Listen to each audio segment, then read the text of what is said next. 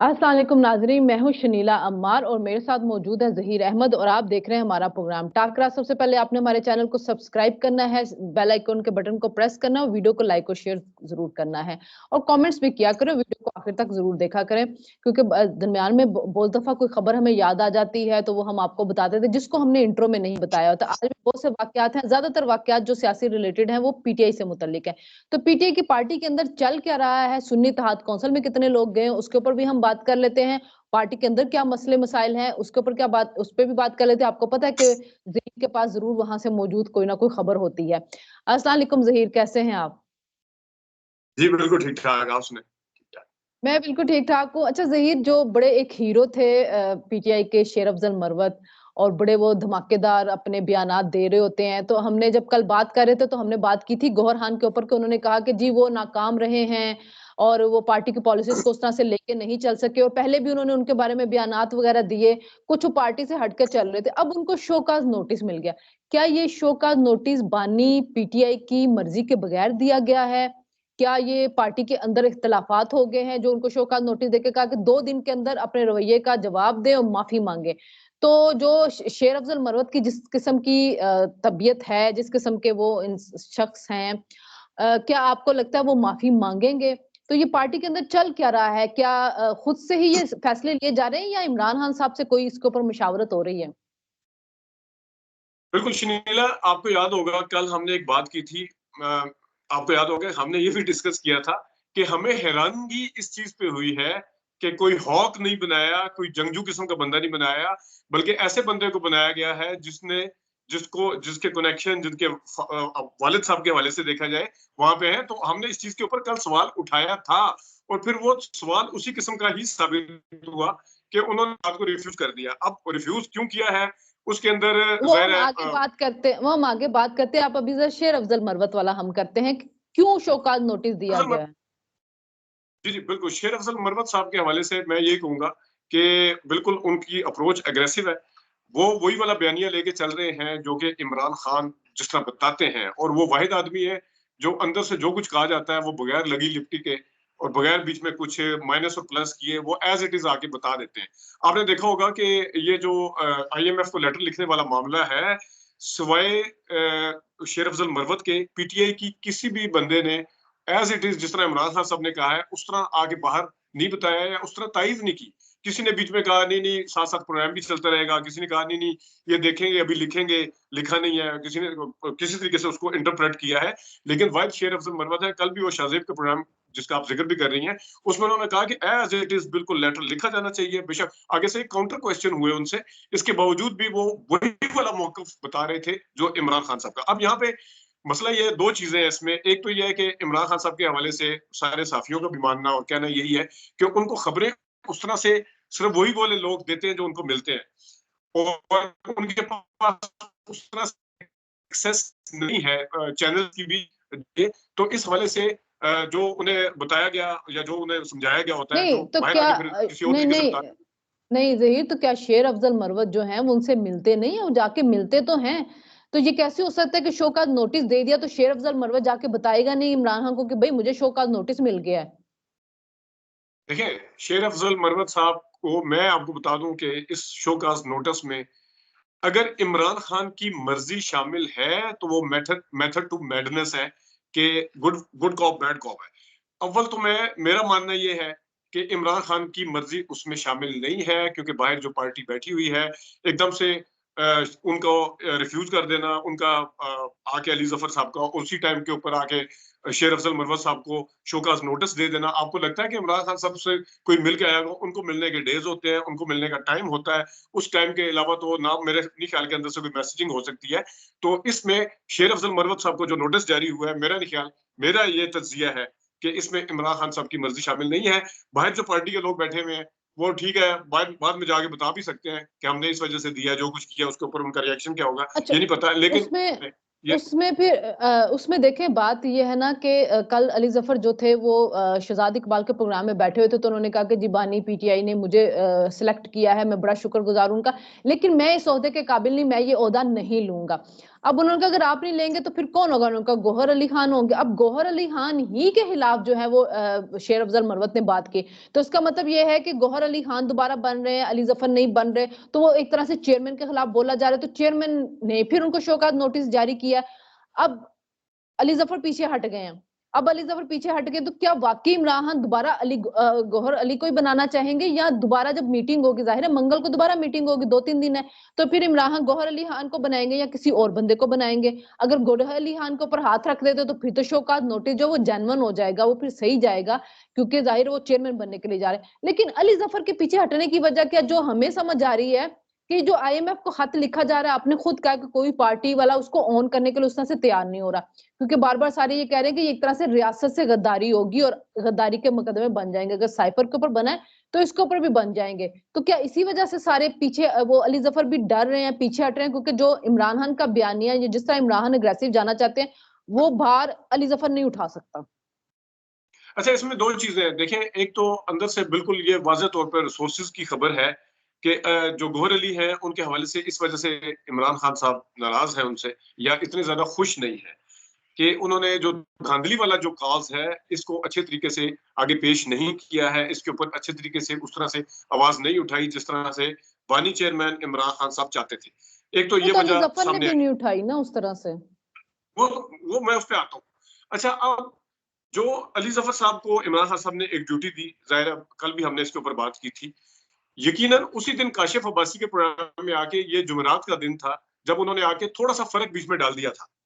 उन्होंने एक तो फिर जुमे को वो वाला फर्क मजीद आया जब इमरान खान साहब ने साफियों से अंदर बात की कि वो लेटर जा चुका है, जबकि बाहर आकर उन्होंने कहा कि वो लेटर लिखा जाएगा अभी। एक तो फर्क यहाँ पे पड़ गया।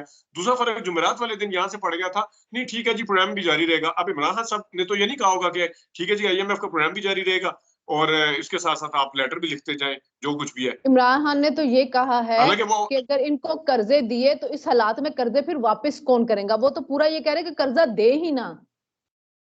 बिल्कुल। अच्छा, इसके इसके ऊपर भी मैं आता हूँ बाद में। ये जो चीज है इसके हवाले से अली जफर साहब ने जब ये सारी चीजें आके कही हैं, तो इसके इस पूरी अगर तस्वीर को सामने रखे, पूरे डॉट अगर मिलाएं, उनके जुमरात के बयान को मिलाएं, बाद में मिलाएं, वहां पे उन्होंने हामी भी भर ली और मुबारकबादें भी वसूल की। लेकिन ये मैं आपको बताऊं कि हो ना हो, उनका जो एकदम से पीछे हटना मुबारकबाद वसूल करने, या तो वो इमरान खान साहब के सामने रिफ्यूज कर देते, या फिर वो बाहर आके जिस टाइम उन्होंने मुबारकबादें भी ली बकायदा तौर पे, उस टाइम रिफ्यूज कर सकते थे। तो उनके ऊपर किसी किस्म का प्रेशर जरूर आया है जिसकी वजह से वो पीछे हटे हैं। अब मुझे थोड़ा सा, मैं अगर इसमें आगे चलने से पहले एक चीज मैं ऐड करता चलूं। अब अली जफर साहब प्रेशर भी उसी प्रेशर तरफ कहाँ जा से रहे आया होगा? आपको क्या लगता है प्रेशर हैं। कहाँ से आया होगा? कहाँ से आ सकता है प्रेशर उसके? देखें, या तो अच्छा, इमरान खान प्रेशर डालेंगे या बने। नहीं नहीं, तो ठीक ठीक दूसरी, ठीक है। अच्छा, आप दूसरी साइड से कह रहे हैं कि प्रेशर आया है, तो इस वजह से वो पीछे हट गए हैं कुछ। ठीक है। बिल्कुल। इसके अंदर चीज बहुत अहम है। अफजल मरवत साहब का कहना यह है कि अली गौहर जो है वो उस तरह से परफॉर्म नहीं कर रहे। वो से आपको पता है वो पहले भी उनसे नाराज रहते हैं, तो उनकी शिकायतें भी जाके करते रहते हैं। उस तरह से नहीं कर रहे। अब मुझे शेर अफजल साहब मरवत के उस मौकफ की समझ नहीं आती कि जब अली जफर साहब भी पीछे हट गए हैं उस मामले पे, तो वो तो गौहर अली भी अगर उस तरह से नहीं थे, अली जफर भी हट गए, लेकिन वो अली जफर के हक में दे रहे हैं बयान। कह रहे हैं अली जफर बहुत बेहतर है अली जफर। अब मुझे तो या तो ये समझ आती है कि ये एक एक कबीले का मसला है।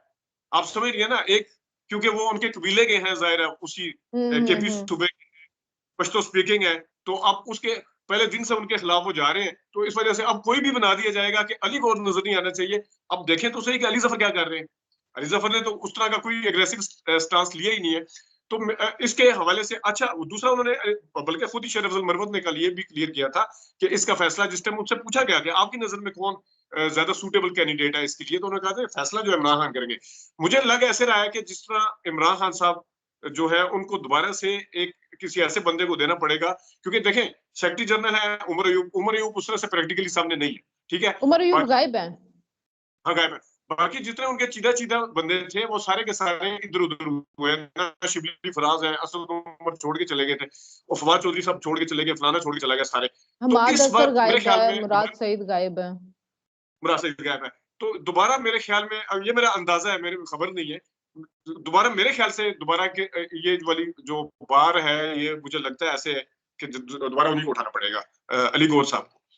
अली गौहर साहब को। अच्छा ज़हीर, असेंबली के अंदर तकरीबन ऑलमोस्ट नोटिफिकेशन जारी हो गए कौमी असेंबली के, से 6 के रोके हुए उन्होंने ना, तो सुन्नी इत्तेहाद कौंसिल को 81 लोगों ने ज्वाइन किया है। जो हमारा अंदाजा था कि 88 हो चुके हैं, लेकिन इलेक्शन कमीशन ने कल दिया तो 81 किया है।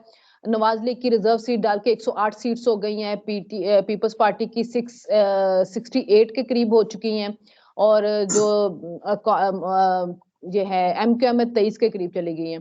तो जो जो इत्तेहाद है, ये जो बन रहा है, अगर इनकी सीटें काउंट की जाएं, अगर जेयूआई अपना जा रहा है, तो ये 200 से ऊपर जा रहा है, यानी कि इनको आसानी से अक्सरियत हासिल है। आजाद 8 लोग हैं, आजाद 8 लोग हैं, तो सुन्नी इत्तेहाद को मतलब तमाम तहरीक इंसाफ के लोगों ने नहीं ज्वाइन किया, सिर्फ एक बंदा था जो गया था नवाज लीग में, तो बाकी लोग इनके किधर हैं? देखिए उसमें शनीला, एक तो ये है कि 100% मेरे ख्याल में नोटिफिकेशन अभी भी जारी नहीं 6 हुए रह हैं गए हैं, इसके। 6 हाँ, रह गए हैं। एक तो ये मसला भी हो सकता है कि किस किस के नोटिफिकेशन का के हवाले से, ये भी हो सकता है यकीनन। अच्छा, पंजाब में भी ना, और पंजाब में भी 98 के करीब, जो 116 थी सीट्स, उनमें से 98 ने ज्वाइन किया है। नहीं, कल 98 ने हलफ लिया शायद, और उसके बाद 2 ने शायद आज और लिया है इनके, तो 102 या 103 इनके लोग हो चुके हैं। अभी अमीन असलम ने नहीं लिया। तो पंजाब में मेरे ख्याल में इनके 8-9 लोग जो हैं वो इधर उधर गए हैं, दूसरी पार्टियों में गए हैं, वो जो खबरें भी आई थी हमें, लेकिन एक अच्छा, मेजोरिटी एक इनके तो साथ रही है। हाँ, देखिए एमएनए के हवाले से जो है, जिस तरह फैसल वाडा ने आके या जिस तरह दूसरे लोगों ने, खासतौर पर हाँ, जरदारी साहब का तो इलेक्शन ही आ गया था, आगे कहा था कि टूटेंगे, उस तरह नहीं टूटे। हाँ, वो अच्छा, नहीं जो टूटे, अभी बिल्कुल सही बात है। तो ये भी मसला है, ये भी एक ज़ाहिर उसका एक है। पंजाब में मैं आता हूँ, एक तो ये भी है कि उसके नोटिफिकेशन जिस तरह आपने बताया कि 6 रहते हैं। दूसरा ये है कि वो हुँ। जो 6 या 8 रहते हैं, उन्होंने किसी और पार्टी को भी ज्वाइन नहीं किया। जिस नहीं, तरह एज़ उनमें से कम्पेयर टू हाँ, पंजाब के नहीं, एमपी। उसमें ना, उसमें जो 8 लोग हैं ना, उनमें कुछ तो ये पीटीआई के अपने ही हैं, जैसे गौहर अली खान, उमर अयूब, इन्होंने नहीं ज्वाइन किया था सुन्नी इत्तेहाद को। लेकिन जो आजाद उम्मीदवार थे ना, कोई 9-10, उनमें से भी कोई 2-3 ने किसी पार्टी को ज्वाइन नहीं किया है। अब वो आजाद ही अच्छा, रहेंगे। दू अब वो आजाद ही आज़ाद रहेंगे। रहेंगे। अब अगर ठीक। पीटीआई इलेक्शन, अपना इंट्रा पार्टी इलेक्शन करवा लेते, सिंबल ले भी लेते, फिर भी वो उस पार्टी को ज्वाइन नहीं कर सकते पूरे 5 साल। अब वो आजाद ही रहेंगे। आज़ाद रहेंगे। बिल्कुल ठीक है। अच्छा, अब मैं पंजाब पे आता हूँ। पंजाब में ये डिबेट बड़ी चली है। जिस तरह पीटीआई ने एक बड़ा फोकस करके रखा है नेशनल असेंबली के ऊपर, खा वो धांधली के हवाले से हो, खा वो अपने आजाद उम्मीदवारों को इंटैक्ट रखने के हवाले से हो। अब मसला ये है कि पंजाब के अंदर कम से कम उनको मुकाबला करना चाहिए था, लेकिन जाहिर है मियां असलम गिरफ्तार, वो उधर, ये फलाना इधर, अमीन, ठीक है, इधर सारे इधर उधर है। तो जो इनको जमा कर सकते थे, परवेज लाई साहब अगर बाहर होते वो लाजमी कुछ ना कुछ करते। जो इनको जमा कर सकते थे वो कर नहीं सके। उस तरह से हो नहीं सका, ना ये धांधली के ऊपर आवाज उठा सके। और उससे बड़ा सवाल ये पैदा होता है कि आप मतलब जो जेन्युइनली, एक तो ये है ना कि पीटीआई की बैक के ऊपर जो इंडिपेंडेंट थे वो ठीक है, जो वाकई असल में आजाद उम्मीदवार थे, जो ना नून लीग के थे ना पीटीआई के थे, जो कि असल में आजाद उम्मीदवार थे, कम से कम उनको भी अप्रोच करने की कोशिश तो की जाती। वो अलग बात है कि आजाद उम्मीदवारों का जो होता है वो तो ना, ये देख रहे होते हैं कि हुकूमत इसकी बन रही है तो उसकी तरफ चले जाते हैं। लेकिन आपको पता है कि कोशिश हर तरफ से की जाती है। तो पीटीआई की जो पंजाब की क्यादत है, वो इस तरफ वो भी मार खा गई कि उन्होंने लेकिन जनरल उसमें, जो उम्मीदवार। हाँ, हाँ, लेकिन उसमें अगर आप ज़हीर 2018 में देखें तो नवाज लीग की 134 सीट थी और इनकी 122 के 123 थी पीटीआई की। और जितने आजाद उम्मीदवार थे, नवाज लीग ने भी उसको कोशिश नहीं की थी उनको अपने साथ मिलाने के लिए। दूसरा ये कि अगर ये मिलाते भी, रिजर्व सीट्स नहीं थी, फिर भी नवाज लीग की सीट ज्यादा रहती। और तीसरी बात ये कि फिर भी ये एक तरह से, मैं थोड़ी सी पीटीआई की कामयाबी आप कंसीडर करें कि फिर भी 100 से ऊपर लोग उन्होंने अपने इंटैक्ट रखे, जो कि सबका ख्याल था कि मंडियां लगेंगी, लोग इधर उधर होंगे, लेकिन फिर भी पंजाब असेंबली के अंदर 100 से ज्यादा उनके जो लोग हैं वो उनके साथ मौजूद हैं। उसके दो तीन रीजन है, मैं आपको बता दूं कि एक तो ये है कि इस सिस्टम के हवाले से, इस असेंबली के हवाले से एक परसेप्शन बना हुआ है कि शायद नहीं चल सकेगा। और जिस तरीके से हाफ हार्टेडली, खास तो पंजाब में तो चले क्लियर हेड के साथ उन्होंने ले लिया, जिस तरीके से मरकज के अंदर हाफ हार्टेडली लिया गया है इक्तदार, या उनको दिया गया है, जो भी किया गया वो भी अपने सामने एक ये चीज है। दूसरी चीज ये है कि जिस तरह मैं आपको एक मिसाल दे देता हूँ, जो इजाजुल हक जहां से जीते वो बकौल नून लीग के भी और बकौल शौकत बसरा के भी तीसरे नंबर पे थे। वहां पे एक उम्मीदवार था जो कि इसका जीता है पीटीआई का, आजाद उम्मीदवार पीटीआई का था, वो पीटीआई के सपोर्ट से जीता। उसने ज्वाइन कर ली, नवीद पंसोता समथिंग उसका नाम है, उसने ज्वाइन कर लिया नून लीग को। अब लोगों का वहां से मैंने 3 रिपोर्टर से पता किया, मुख्तलिफ चैनल के रिपोर्टर से, कि लोगों वो छुप के लाहौर पहुंचा है, लोगों ने उसके घर के बाहर डेरे जमाए हुए थे। अब ये चीजें जब सामने आती है ना, तो फिर जो आप बात कर रही है, लोगों ने जो अंदाजे लगाए थे, फैसल वार्डा ने या फलाने ने लगाए थे, तो वो सारा कुछ देख रहे हैं कि सिस्टम भी चलता हुआ नजर नहीं आ रहा, और जो इस तरह के टर्न कोड है उनके साथ जो हश्र हो रहा है, वो ये सारी चीजें उनके सामने है। तो ये एक रीजन है जिसकी वजह से थोड़ा सा लेकिन इम्पैक्ट लेकिन पड़ ये सके जो आप। लेकिन ये अच्छी अच्छी बात है कि अगर ये लोटाक्रेसी जो है वो डिस्करेज हो जाए, और बहुत बेहतर है कि ये जो हैं वो अपनी ही पार्टियों के साथ रहें, ताकि आइंदा जाके अवाम उनकी कारकर्दगी के ऊपर उनको करे। ये लोटाक्रेसी और जो टर्न कोड है ना, इनको थोड़ा डिस्करेज भी करना चाहिए। चले जी, देखते हैं अभी पंजाब असेंबली का इलेक्शन हो रहा है, देखते हैं कि उनको वहां पे कितने जो है सीट्स वोट मिलते हैं आज उनके स्पीकर को। और एक बात यह है कि तकरीबन 10 के करीब नवाज लीग के जो लोग हैं उन्होंने अपनी सीटें छोड़ी हैं। जैसे शबाशी 2 सीटों से खड़े थे, हमजा शबाज शरीफ की है, अवैस लगारी की है, अलीम खान की है, तो वो सीटें जो हैं उनके भी जाहिर 321 के करीब लोगों ने हलफ लिया था कल। 6 आज लोगों ने लिया, तो 327 के करीब जो है वो लोग टोटल हो गए हैं जिन्होंने हलफ लिया पंजाब असेंबली में।